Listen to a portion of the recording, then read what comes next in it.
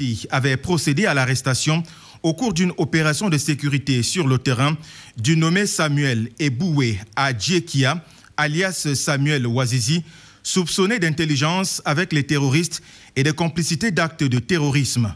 Après de longues enquêtes, les éléments des forces de sécurité avaient établi que ce dernier, se disant animateur dans une chaîne de télévision locale, était en réalité un logisticien de divers groupes terroristes opérant sur les hauteurs de Mountains Lions à Buea, plus précisément à partir des camps retranchés de Massouma et de Wonia Makumba. De même, il coordonnait les opérations logistiques des autres groupes terroristes opérant dans le département du Fako, notamment le 21-man Scott for Life et le One for Life et le Fear of the Mountain, connu comme une force spéciale de frappe terroriste. Le 7 août 2019, les forces de sécurité avaient mis le surnommé à la disposition de la 21e brigade d'infanterie motorisée, 21e BRIM, pour exploitation opérationnelle. À l'issue de celle-ci, il fut transféré au service central de recherche judiciaire de la gendarmerie nationale le 13 août 2019 via la division de la sécurité militaire en application des procédures usuelles.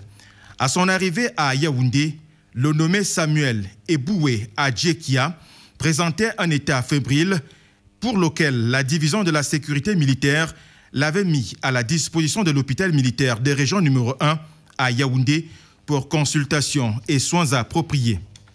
Malheureusement, l'état de santé de ce dernier va se dégrader au fil des jours jusqu'au petit matin du samedi 17 août 2019 lorsque les médecins constatèrent son décès à 2h13.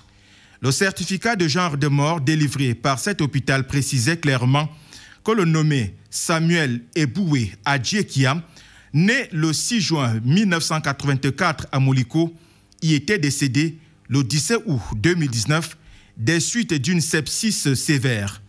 Il est donc clairement décédé des suites d'une sepsis sévère et non pas d'un quelconque acte de torture ou sévice corporel.